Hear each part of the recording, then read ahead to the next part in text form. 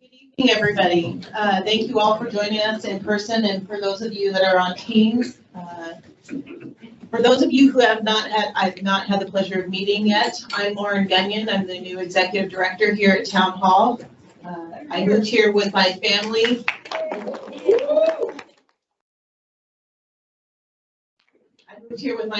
From Seattle. We finally landed here in December with my husband, my 19-month-old son, and our 2 Siberian Huskies and Chihuahua.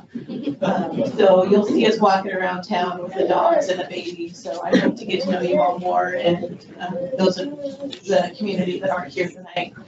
On behalf of the CROA board and town hall staff and Grand Manners, I want to welcome you to this amazing annual meeting and an evening of celebrating all that has been accomplished in 2021, because you really have accomplished a lot.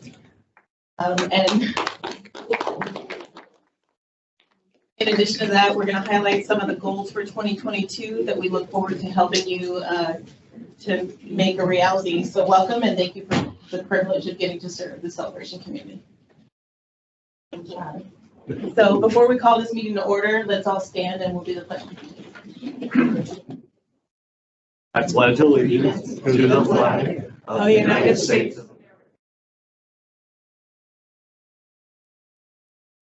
under God, indivisible, with liberty and justice for all.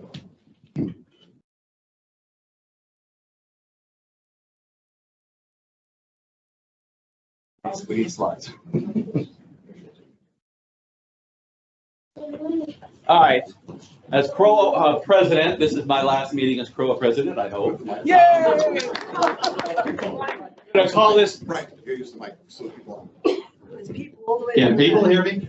Okay. Good. So I'm Brian Kinsel. I'm the CROA president. What I said was I hope this is my last meeting as CROA president this year. We have the organizational meeting on Friday when we select the officers. So I want to call this meeting to order. And like we said, we really have a focus on the last year and a lot that has been accomplished. But first off, I'd like everybody to just take a little bit of a gander around this room. This room is full of people. I walked in here and I said, what are we going to do with all these chairs? And it's full. It is, the reality of the matter now is COVID happened, COVID is real, and there will be the next variant, but we'll learn how to live with it. So it's good to see people, it's good to talk to people, and it's good to be out. With that, I'd like to call the meeting to order, please. To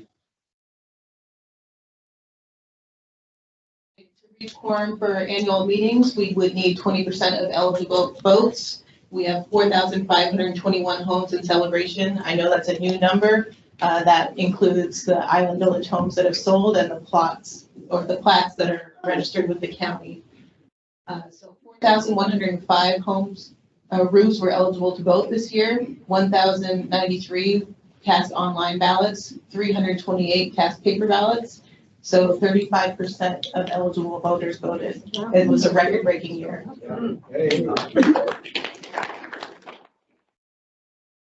We would need 821 for quorum, but no business is being discussed today, so we're good. 2021 and 22 board of directors. You have your president, Brian Kinsel. You have your immediate past president, Diana Vassallo. I don't know if she's here or not. Your vice president was David Anderson. Your treasurer, Cindy Swisher. Your secretary, Kevin Kirby, who's not here tonight, director, Celia McFadden, and director, Jackson Mooney. And now I will pass it on to Brian. C. Okay. I don't like sitting, so I'm going to wander a little. So we'll do the president's address. Go ahead and flip this page here. So we want to talk a little bit about major accomplishments for this year. On the slide after this, I'm going to talk about major accomplishments for the past 4 years. Myself, I've been on this board for 4 years. Kevin is retiring off and had been here 4 years. David's a 5-year veteran. Jackson's been here 3 of the last 4 years. So a lot of us got elected in 2018 and have done a lot since that. When you look at the last year, though, the most important thing that happened by far was the selection of Grand Manners as the new management company. that process started in September of 2020. We really had no choice. Previous company had been here for 25 years, but we had got to the point where financials were not being, they weren't being calculated on time. You look at how properties were being kept up. You just looked at a lot of things. There had become a sense of complacency and a sense of, 25 years is a long time. It was time for a shakeup. We went through an exhaustive process. Is Gary Hudspeth. Gary Hudspeth led our charter review process in 2019-20, and he led this. We had Gary, we had David Holm, we had Bill Grindell, who's one of our new directors out there. Drawing a blank on the other. Scott Wright was part of it. Greg Filak was part of it. But we also had the full finance committee involved. We had the full technology committee involved. And when we did the finalist reviews, we had the heads of every committee involved. So this was a decision to go with Grand Manners that was really bought into by 40, 50 people, all who provided input. It was a process that worked very well. We are very proud of it. We understand there are hiccups. But on the other hand, I'd like to thank Grand Manners. They were supposed to take over at January 1st. They accelerated that by 60 days to November 1st at the board's request, just because we had hit the point where we told the prior company on July 2nd they were not going to get renewed. On July 3rd, they stopped working. So it really became time to move forward. I'm giving some stud looks, but really that is what happened. When you hear the different stories and things, Grand Manners stepped into a void. We were down to about 16 full-time employees versus a complement of 19, and we were down to about 2 part-time employees versus a complement of 11. Grand Manners has got that predominantly up to full speed now. So when you hear the complaints, yeah, we agree. But we've got an active plan to deal with all of them. It's a strong priority. And I just can't thank a lot of the people in this room who were involved in that process enough. But that dominated our life. Other things, major accomplishments, we had this 25th year anniversary of celebration in November. It was a wonderful day of fireworks, parade, everything. It was really an enjoyable day, and I'll give Grand Manners a sing out there too. They went out of their way to make sure that was a success. We hired Laura, who came in December, so we had a lot of transitionary type stuff that was going on. And it was a year of moving forward with amenity projects. We've done surveys, just so you know, in 2010, 2012, 2017, 2019. During Moyer there has told me we've surveyed things to death. What we're really doing now as a board is no more surveys. A lot of things have been implemented over the last decade. I always keep very credit that, by the way. A lot of things have been done over the last decade, and we're continuing to move fast and forward with things. They're always controversial, but they're fun, and we're moving in the right direction, I think. And next, I want to look at the last 4 years, because sometimes you forget what we've really done. The athletic complex, a new board took over in 2018. That included Jackson, Kevin, myself, Von Roberts is out there, was part of that board. David was part of it. And we finished the ball fields, $4.7 million project in 2018. Island Village came on in 2019 and is now actively going. The Parks and Master Facility plan that I talked about was a 2019 item. As part of that, we reestablished the technology committee in 2019. When we've moved heavily towards we were way behind, we thought, in technology, and we moved forward a lot with giving them a budget and try to make good things happen there. In March of 2020, another one-year project, we redid the charter for the community so that we have an up-to-date charter. That was another great project. As part of that, we formed a finance committee.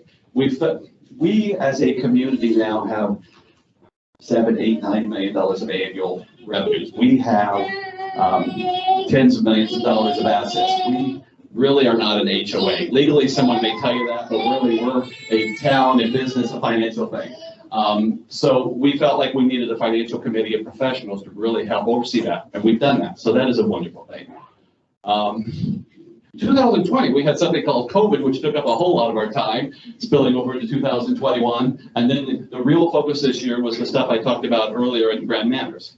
So that has really been it. And then I'll go to the third slide here, which is, our major goals for 2022-23. Well, it doesn't say it up there. Completing the transition, it will be our foremost goal. Getting fully staffed and getting service levels to where it should be. And the board fully acknowledges and understands, and we'll be discussing it even on Friday with the new board members, that we got to get the rest of the way. That includes, like, right now, we started the conversation in November, and we're looking at every single CROA property, every park, this building, every building, swimming pools, everything, and what do we got to spend and do to get them up to where they should be. We're committed to making that happen in 2022. Call center, everybody's familiar with the call center. Some people love it, some people hate it. We want to make it better and better this year. Both finalists had a call center. The reason we went with a call center is, Celebration now has got steady full-time residents of 12, 13,000. Island Village pumps that number up somewhere between 15 and 20,000. The amount of traffic and calls that go through here are just voluminous. We have estimated what it would cost if we didn't use a call center. They think we'd have to hire 2 more full-time resources just to be on the front desk. Well, throw in benefits and everything like that, you could easily talk in another $80,000, $100,000. That's $20, $25 a home right there for 2 resources, and you got to train them and everything. So we're committed to the call center. We want to get to the right answer. We know it's not there today. We yell at brand managers every day about that, but we're making progress, and we want to keep going in that direction. Communications. One of the big things that we heard a lot about in the election cycle and this year was communications. We understand we need to really review and rethink how we do communications. We have some good communication people. We've done a lot.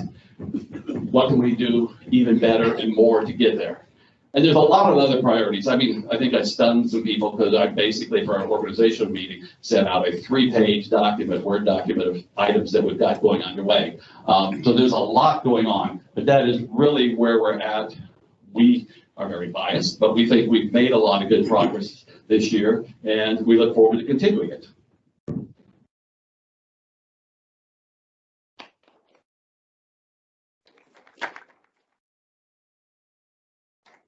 All right. I would like to, it's been mentioned before, but Kevin Kirby couldn't be here tonight. He's actually in New Orleans on business. He flies. But Kevin was with us for 4 years, and we thank him very much for his 4 years of service.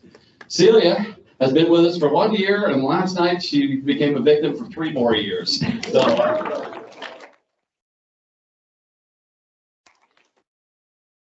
and Diana was our president for the first half of this year. She was with us last year and had served 2 years before that in a prior term. So she's a great asset to the community, and we thank her very much for her time too.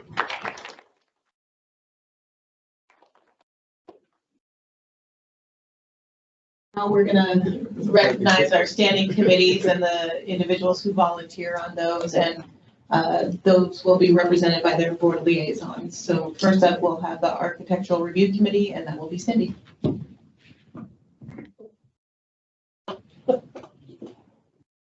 I voted against stools, I just want you to know.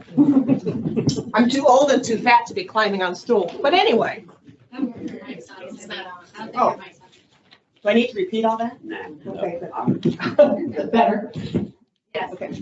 So I am actually not the liaison to the Architectural Review Committee. That would be Kevin, and he's not here. But I am the liaison with the Covenants Committee, who is, you probably understand, works very closely with the Architectural Review Committee. For those of you that may be new to the community, what they do is, as part of our rules, that you can't make any changes to the exterior of your house without getting approval. You can't paint it a different color. You can't change all your bushes in the front yard. You can't add a fireplace that's going to be showing someplace you can't put a pergola there. So anytime you want to make a change like that, you need to fill out a very simple form, give us some information, and the Architectural Review Committee goes through process.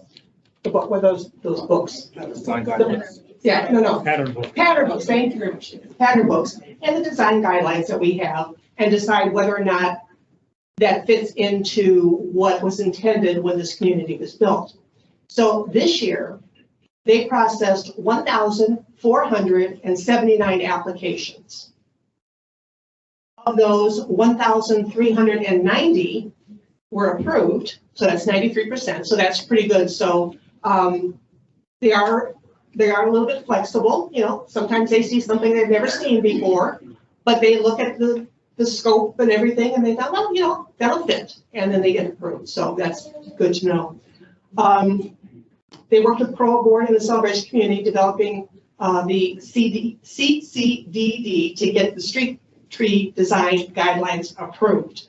Some of you may know that we've had some difficulty with trees popping up sidewalks, and you know, people have to remove them. They say, I'm not going to plant that tree again because I'm going to have the same problem. So they kind of gave that a look, and they're very proud of that. So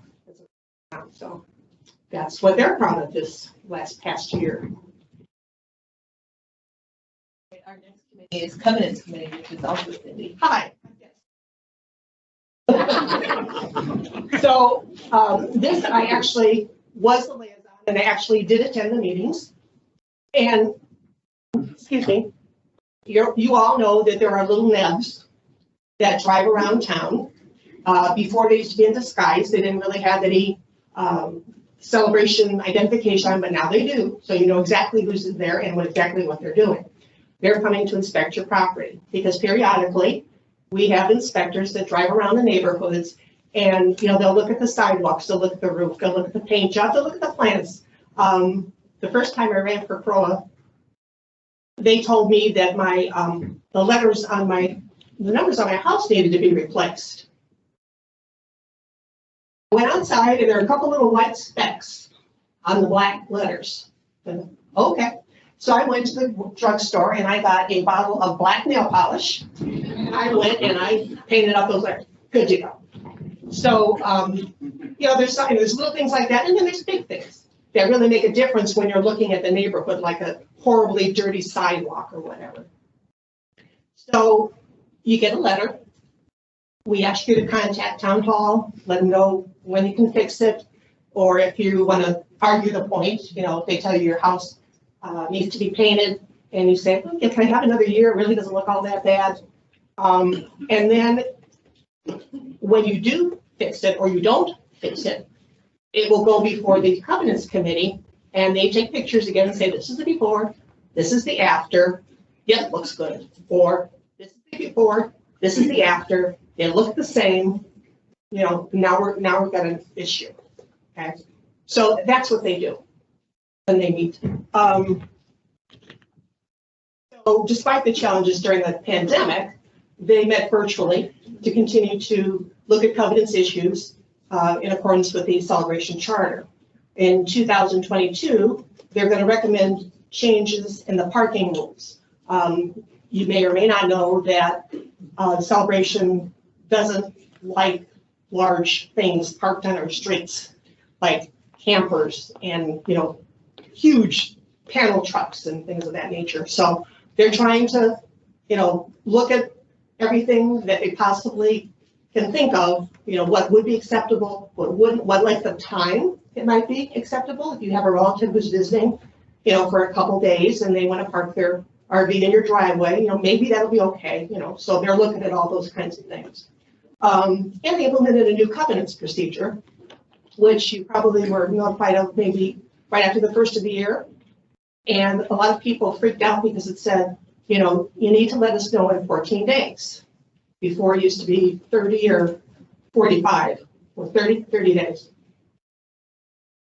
Everybody was, you know, a little bit like, really? But all that letter is asking you to do is give us a call. You know, let us know you know, when you think it might be able to get fixed. You know, if it's a simple issue, power washing, yeah, give me a month, let me, you know, hire somebody, it'll be done then. And that's fine, you know. And, or, you know, I'm out of work, you know, maybe in 6 months, maybe I can get to it when I get my tax return. That's okay too. Just contact us so we know that. So anyway, so don't freak out about that if you get one of those letters. So, but that's what.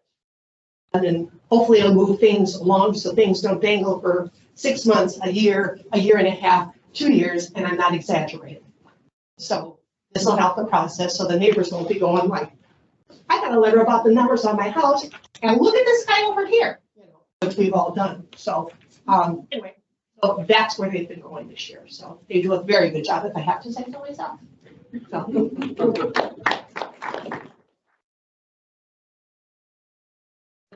Recreation Committee in Jackson. Good evening. It's good to be with all of you. It's good to be able to see you. I have had the privilege of being a board liaison to the Recreation Committee for 3 years. This last year, Celia joined me as a liaison, and we have the privilege of working with some of the most dedicated volunteers in Celebration.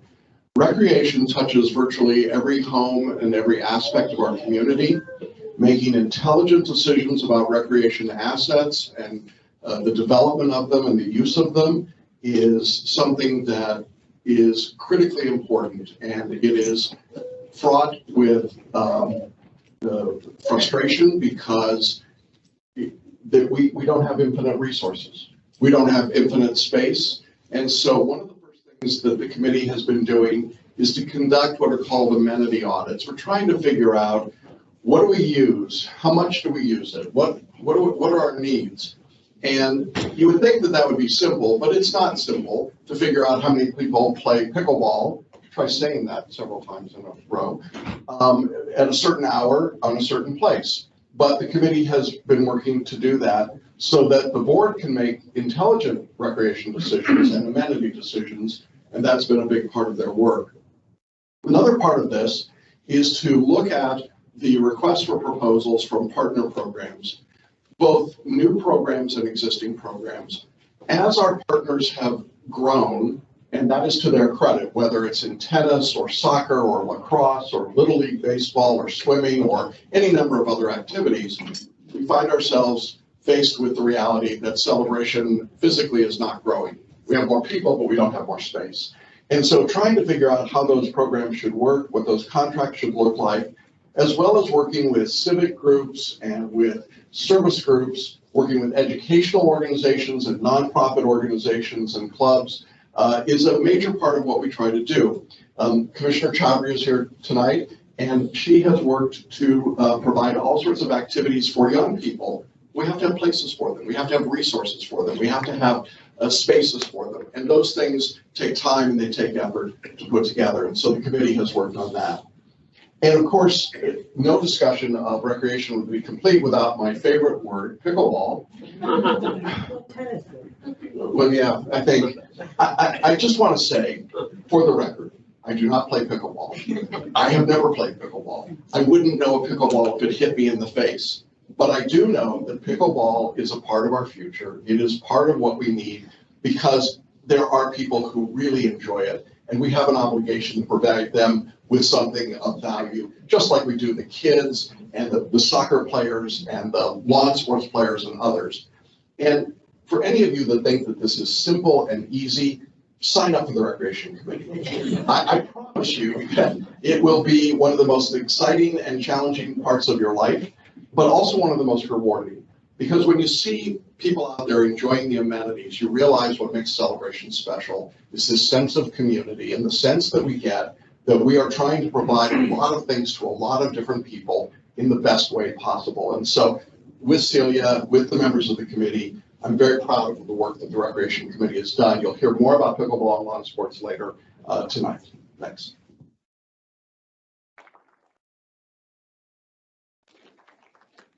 Next, we have David representing the Dog Park Committee. So the dog park was the first amenity on the CCFC, the Celebration Community Field Complex. That whole area behind the library was land donated by the Celebration Company, which is Disney. The CCDD has their building there. There was another property that was donated to the golf course that CROA bought, I think 4 years ago. But the dog park, and I think it was under the leadership of Dory, let's say that 3 times. Dory Moyer, who researched dog parks around the country that helped to develop that dog park for the canines and more importantly, or maybe less importantly, for the owners who have recreation there. So the Dog Park Committee has worked on rules and regulations. They're working on refining those as we speak, and they're working now on future improvements, including, which you'll see shortly, solar lighting. So we're hopeful for that. That is not yet approved, but that's being worked on. So it continues to develop, a lot of it in conjunction with the Recreation Committee. But my hat's off to the dog park committee.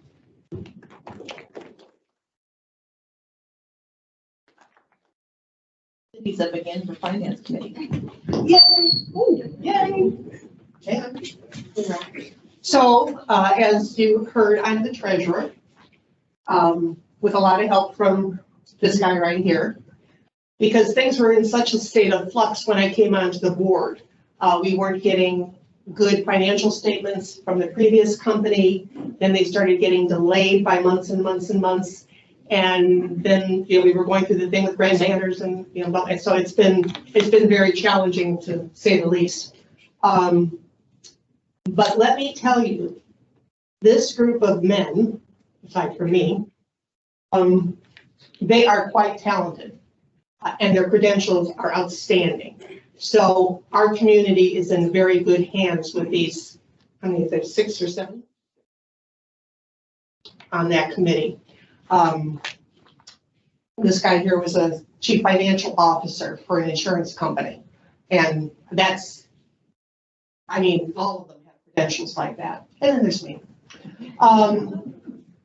So the finance committee was an active participant in the management company RFP process from a risk management, financial strength, and service capabilities perspective. In other words, we had the company send us their financial statements, and this group of people looked at, they looked at them with a fine-tooth comb to make sure, because, you can make numbers say whatever you want them to say. And this group of people looked at those and made sure that what they were representing was actually true. And a good representation of what their assets and liabilities were. They monitored the transition of the financial systems to Grand Manners.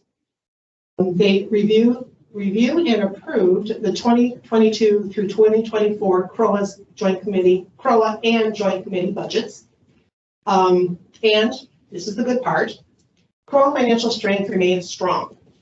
We have 1.4 million in operating funds.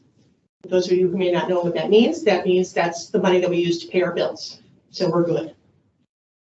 Replacement reserve funds is at 2.1 million. Those are the funds that are used to, I'm trying to say how I want to say it. Leave me alone. So we have a study done every 3 years that looks at all our buildings and our properties and says, you know what, this is going to need a roof in about 10 years. And part of your assessment is putting money aside for when that happens, okay? So we have $2.1 million in that fund.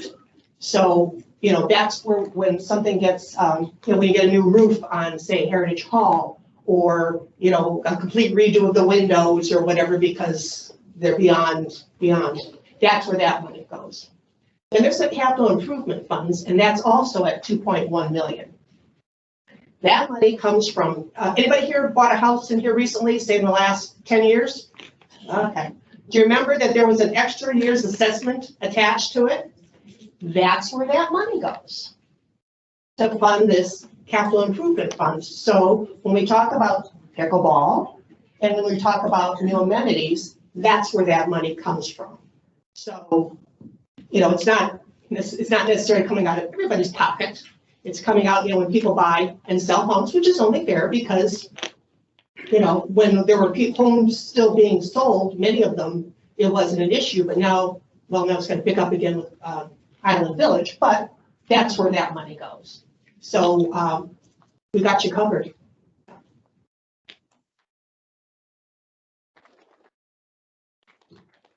We'll go to Celia for special events. Oh, I'm not going to stand. Okay. I get to be on the fun committee, special events, and let me tell you, the committee members are the best, and they are led by the best in our management. JR and Amber, they're not committee members, but they are part of it. We had an amazing 25th anniversary. We had, Founders Weekend. We had approximately 2,500 residents on Friday that attended. We had about 3,000 residents that attended on Saturday, along with people that came into our community since everything was down on Market Street. We had 16 groups march in the Veterans Day Parade, which was awesome. Our holiday concert that we had at the athletic fields had 517 residents. Dory, am I correct? They just had an amazing father-daughter dance, and I keep pushing them and aggravating them. I'm not going away now for 3 years, ladies.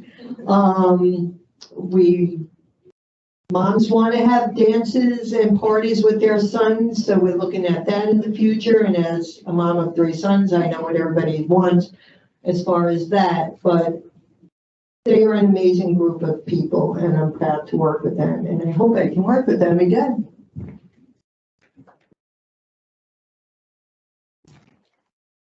Going back to David for the tech committee.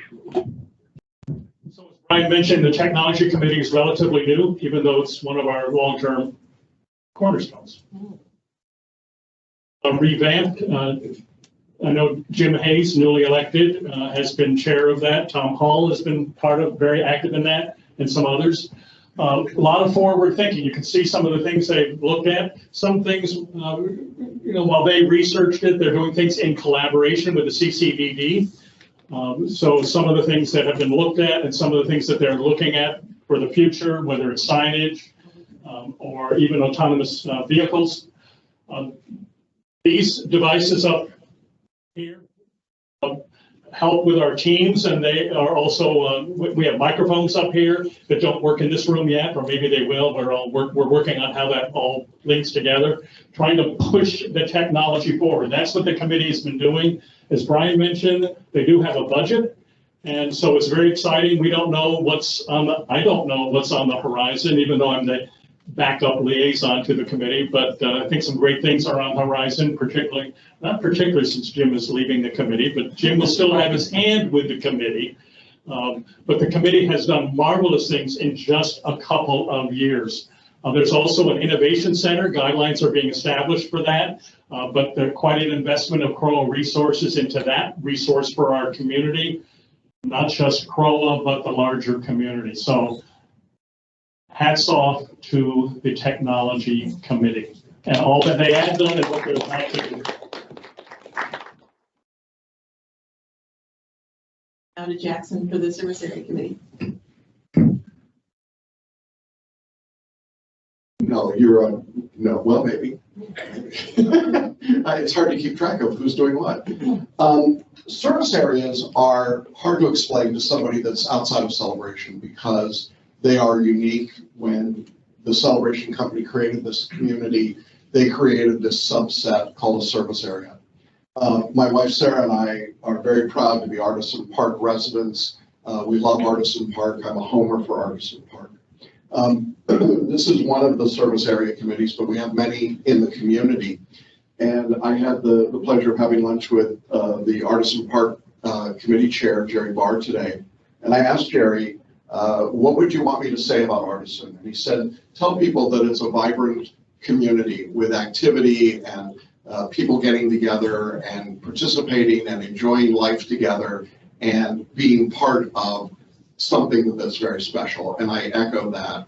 But I also know that we have other service areas in which we don't have the luxury of having a clubhouse and a separate set of amenities, and yet the committees and the communities feel very closely knit.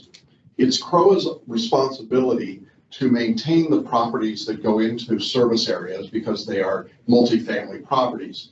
One of the great things that happened, and I want to give Kevin Kirby a lot of credit for this, is that we recognized that those service areas needed to have a representative voice to CROA. And so if we go back, I think Brian and David, 4 years ago, we didn't have very many service area committees other than Artisan. Right. Today, I believe we're up to 8 or 9 of them out of the 13 service areas. And so you see some of them listed there: Oak Pond, Parkview, Spring Lake, Garden Townhomes, Spring Lake Townhomes. That's 2 different communities. South Village Committee, and we will have the same kind of service area opportunity in Island Village.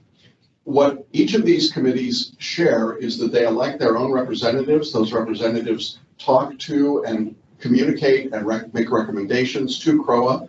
They work with us on maintenance, they work with us on development, and they make our community stronger and better. And my goal for the next year is to get every one of those service area committees to the point where they have their own set of leaders and committees to work. And I think it's a real asset to this community. So I'm excited to see the growth of service areas. And yes, Celia worked on this, but Celia's real focus was in a different part, which was the condo council, which is probably where we're headed soon. Okay, there you go.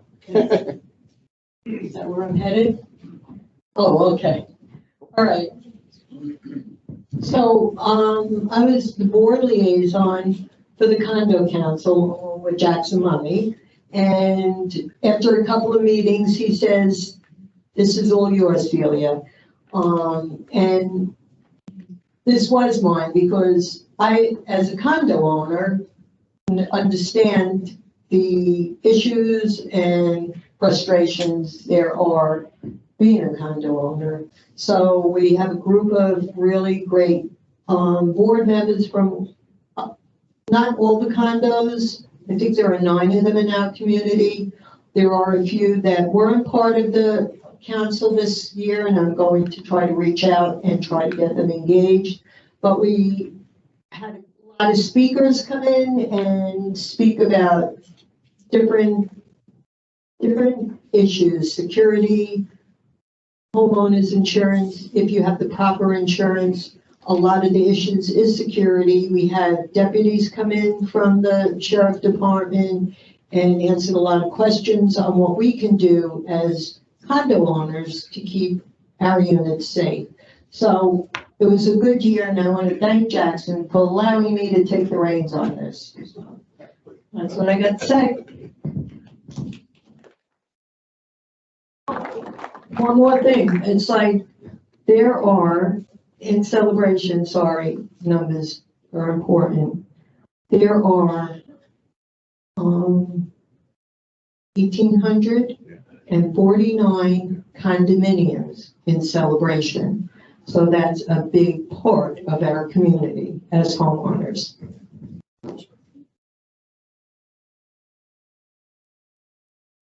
Want to recognize our other task forces and committees, the management company RFP task force, which a lot of residents participated in, the pickleball task force, which we'll hear a little bit more about, as well as the lawn sports task force and the election tabulation ad hoc group that did such an amazing job last night.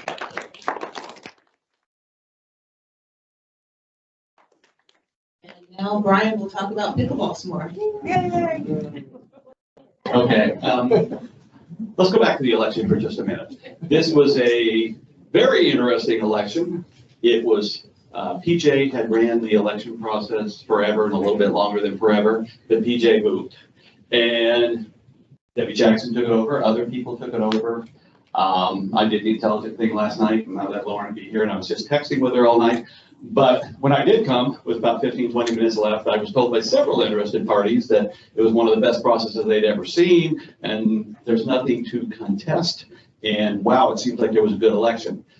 I have to say, under pressure, a lot of people delivered extremely well. I'm proud of them.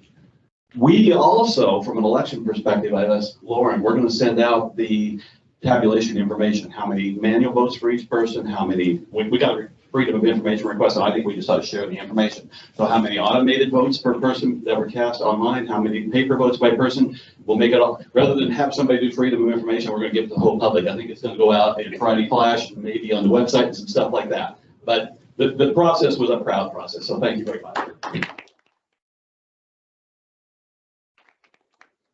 Okay, for anybody who's been living under a rock, pickleball has been fun in 2021. My wife, if you want to know how we spent September, my wife and I went to the Northeast for the entire month of September. And my wife will give you great joy about how much time I spent on pickleball then, including the famous meeting on September 22nd when we did about a 3 to 4 hour Zoom that I ran. Coming out of that, it became clear to me, and I asked the board, and they all agreed wholeheartedly that only one person should be suffering on pickleball, and that became me. As president, I just said, I'm going to run with this thing. It's gotten out of control. I started going to a lot of recreation committee meetings. We as a board thank the task force.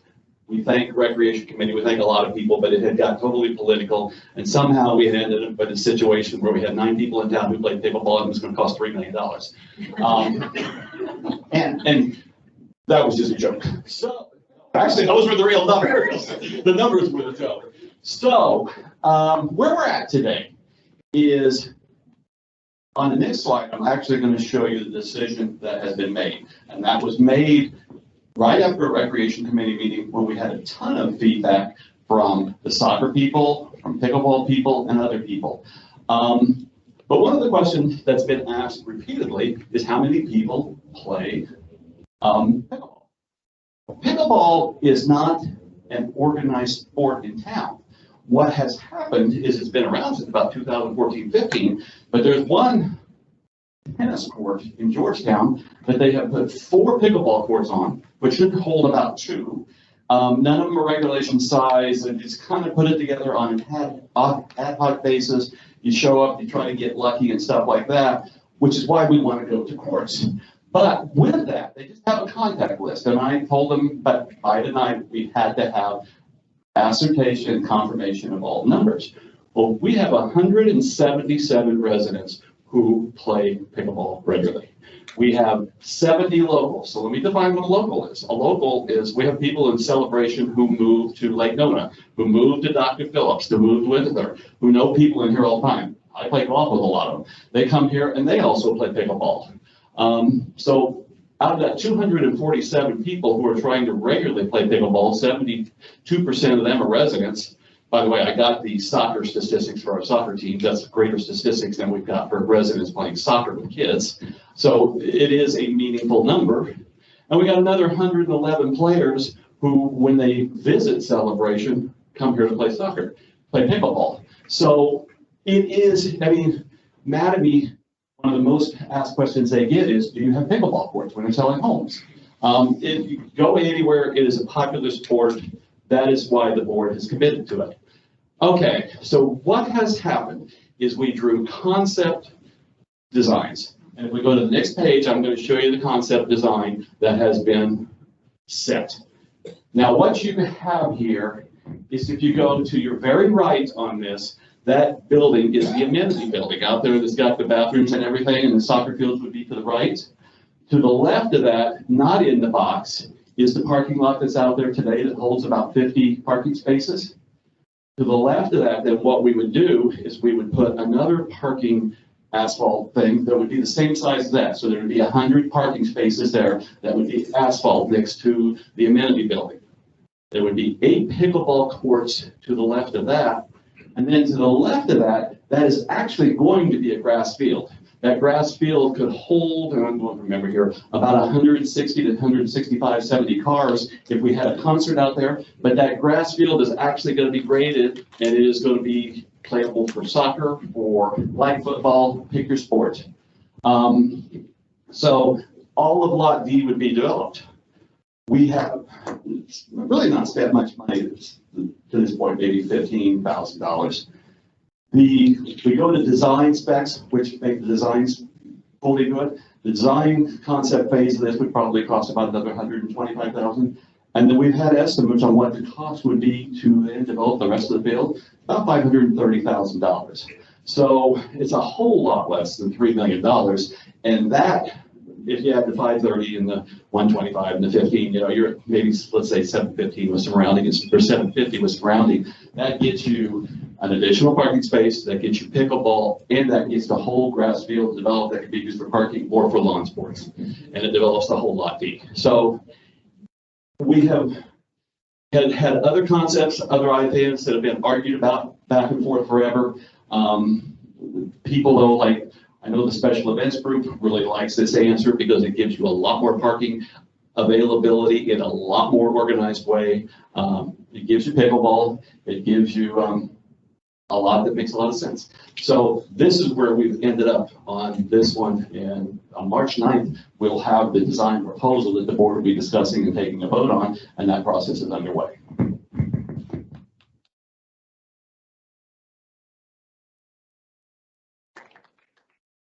Now Celia will discuss lawn sports. I don't have nearly as much to talk about as Brian did with pickleball, because pickleball is a little more ahead of us. But currently, lawn sports does not have a home, and they're playing on various fields in our community. Various sites were evaluated for croquet, especially which requires a much smoother, well-maintained grass surface to properly play.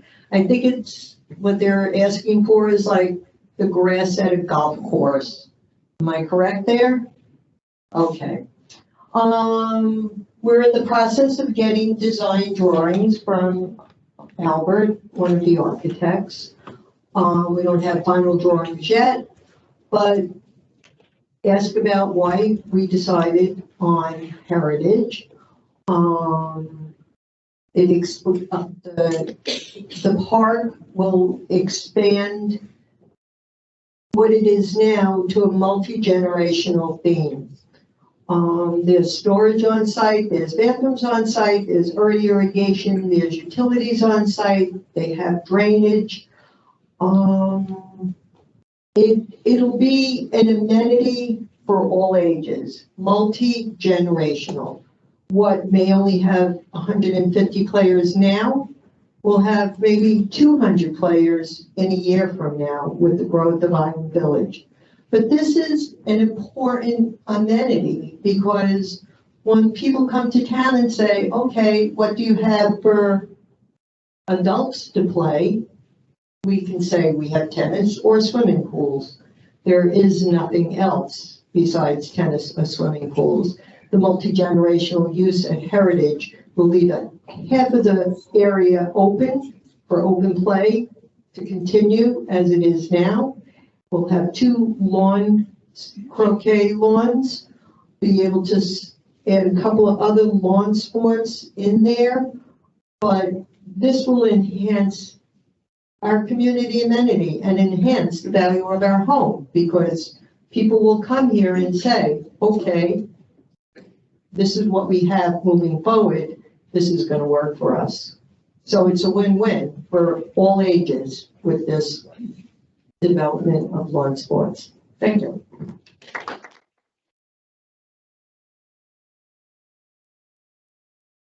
I'm going to ask, no, hello, yes. Hang on a minute.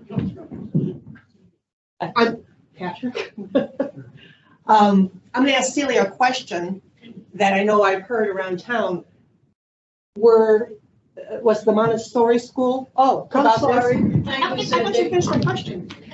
We have the camp there for the kids. I mean, did you consult these people? Okay. I'm sorry. I'm a little nervous. No, it's under here. When we went the process for Heritage, the square footage doesn't work anywhere else in the community. When we went the process for Heritage, we took into consideration, we met with the Recreation Committee, we met with Nikki, we asked what is that field used for now? And the Montessori children use that field during their breaks. During summer breakout camps, they use the fields. This, we said, wait a minute, we can incorporate all of this with lawn sports now, because now they'll have a structured environment to play in, just not running around. If they want to run around, yes. We'll have an area now where multi-families can have birthday parties for their children, because now there's areas where they're going to be pavilions instead of the one pavilion going into the swimming pool. So we're trying to take everything into consideration and just not saying, we're just going to take over that field. We're doing it with a lot of thought and consideration so that everyone wins. Thanks, Cindy. I do what I can. Okay. Here. Don't interview. Okay, now we just want to take a moment to,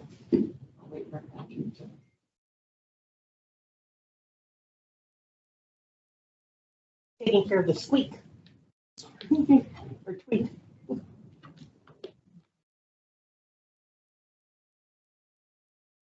now we just want to take a moment to thank our community partners, some of whom have joined us here tonight.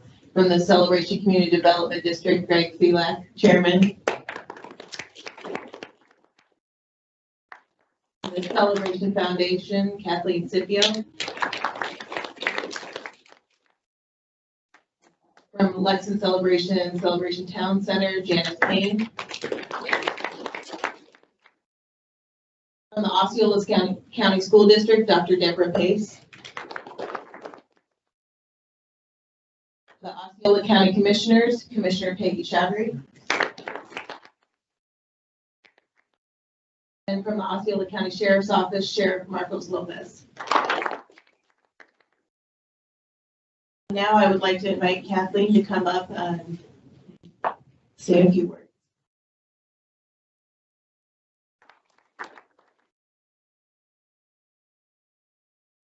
Executive director to another. Thank you. Thank you. I'm going to be really short and sweet, but it's great to see everyone. 2 years ago when I spoke, I didn't need a cheat sheet, but I do this year.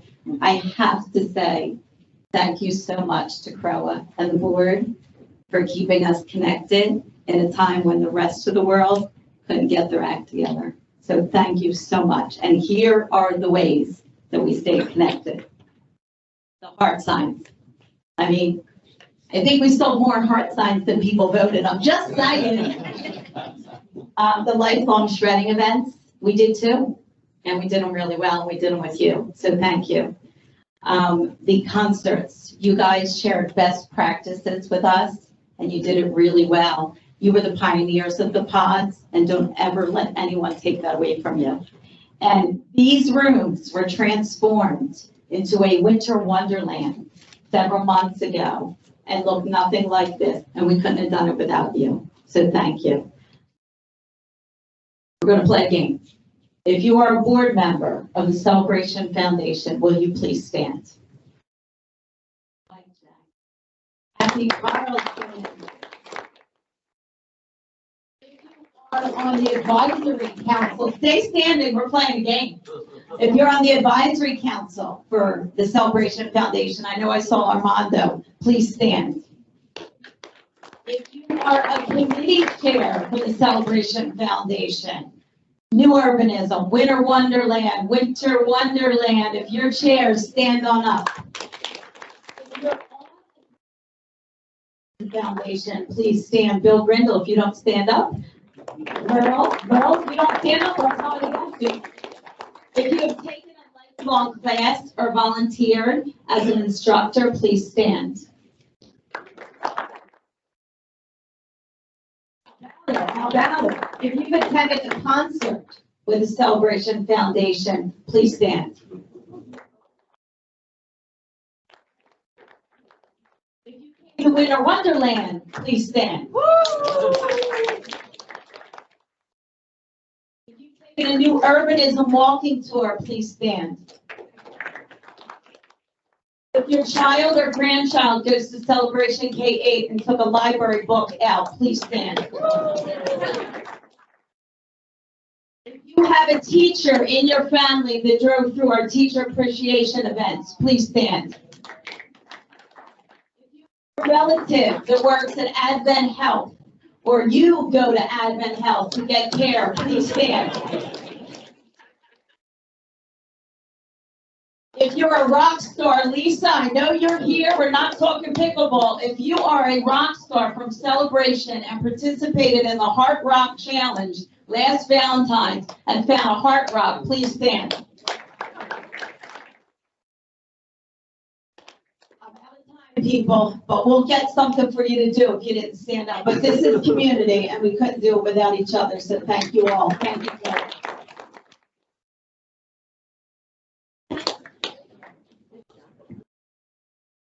Thank you, Kathleen. Now it's time for our annual video.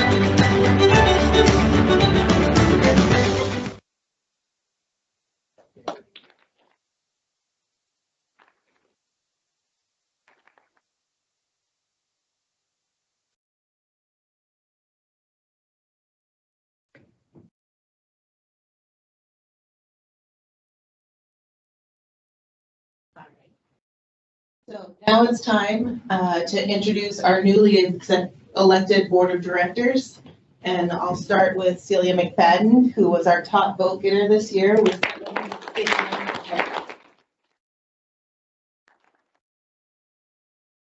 Served on the CROA board this last year and is the current vice president of the Celebrators Group. She has been a resident since 2014 after retiring as the activities and volunteer coordinator at a senior living facility. While there, she also led community outreach and fundraising for the organization. So she's bringing that to CROA, and that's a great benefit for us.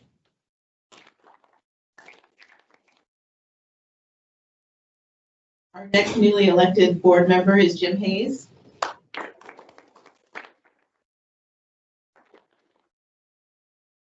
On the technology committee since its inception in 2019 and has served as both the secretary and most recently the chair of the committee. He's been a resident with his wife and young daughter since 2016, and he has many years of experience as a computer consultant and data architect, and we welcome that experience to CROA as well. And finally, our last newly elected board member is Bill Grindle.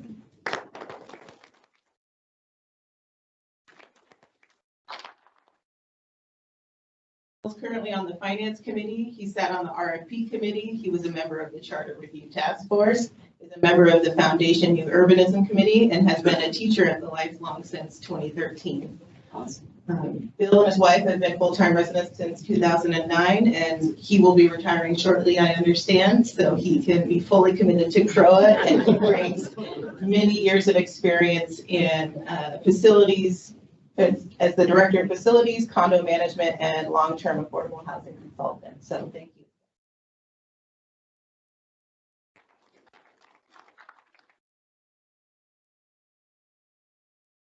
Susanna, come up here. Uh-oh. What's the slide? All right.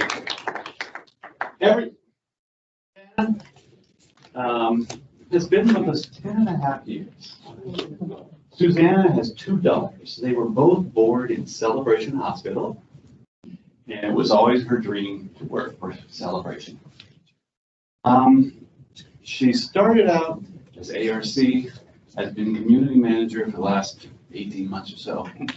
But I have one story about Susanna that is the most important one you go. I like her a lot. We went through the whole management transition.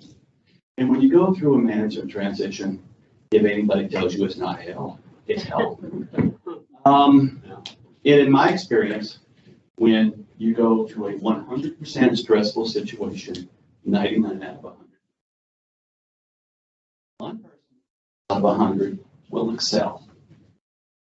I actually think, and I think I speak for the entire board, if it hadn't been for Susanna, and there are a couple other people, but they didn't leave, so I'm not going to name them. Susanna was working all day. She was doing emails all night. She was texting and emailing all weekend.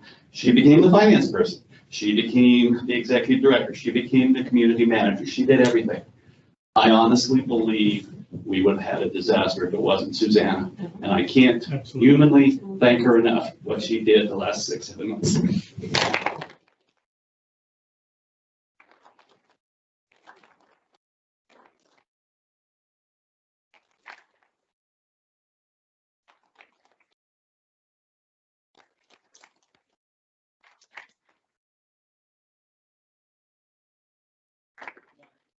Susanna and I had lunch today, and I said my goodbye, and I promised her I wouldn't embarrass her today. Oh, come on. Anyway. Please, every one of you, she deserves a thank you. Please do that. Thank you very, very much.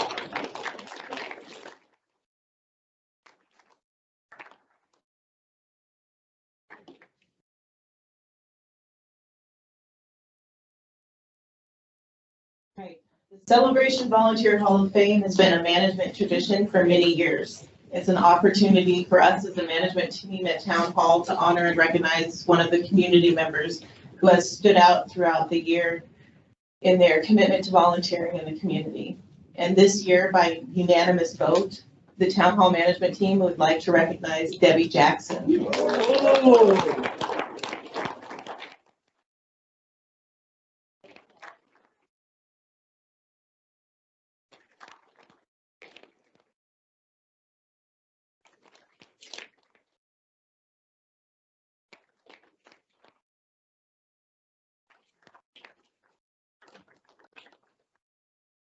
volunteers and gives back to Celebration in many ways. Most recently, she volunteered as the chair for the ballot counting ad hoc committee, and she did an excellent job. She's a member of the CROA Special Events Committee. She volunteers in many ways with the foundation and is the co-chair of their Winter Wonderland event. She's a member of the Celebrators, and you will always find Debbie running a booth, helping town hall staff set up and tear down for events, participating in community events, and even volunteering to provide items of her own for community events. So, and I will say on a personal note, Debbie was the first resident that I met when I walked into town hall. And she welcomed me with open arms. She was setting up for Winter Wonderland. She was down on her knees, doing everything she can to make that event so wonderful. So I want to say, Debbie, it was apparent from the first moment I met you that your dedication to this community, and I'm excited that you're getting this award. Thank you.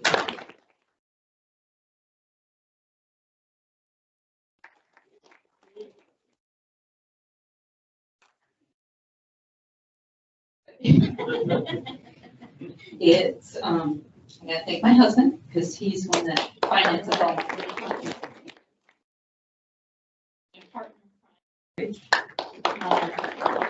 What I really want to thank is the town, the whole town, because I like to put on events, but let me tell you, the special events, Park and Rec, all the staff have welcomed me.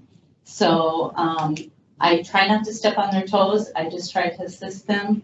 And if you ever want to get involved, that's how you do it. Just show up, because they will welcome any help you can give them. Thank you, everybody.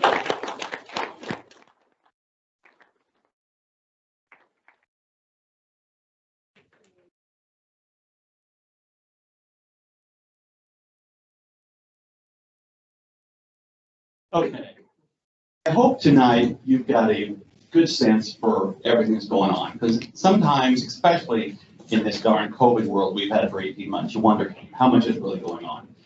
And we didn't want a Q&A or stuff like that. We really wanted it to be a celebration of how many people participate.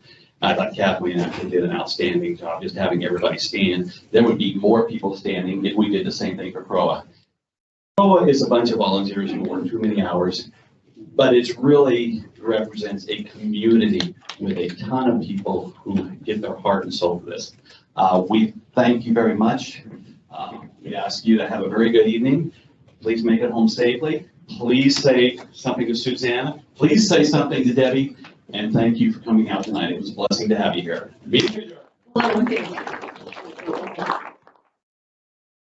It's your raffle. Oh, we have a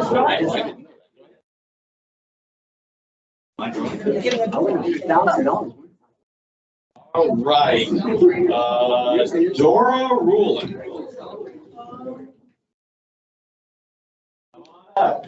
Dora Rulin. Come on down. That was the first joint. LA. I used to You're right here. Oh, boy.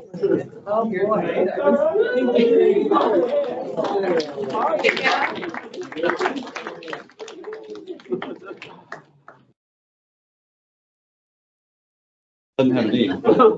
You can read the number. All right, the number is 990062. Oh. 990062. Get back there in the back. Come on up. Who is it?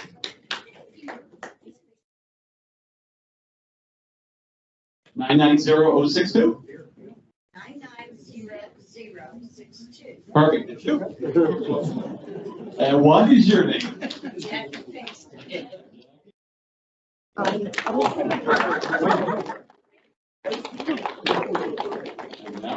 Okay, and now we are adjourned. Thank you very much, everyone. Have a nice evening.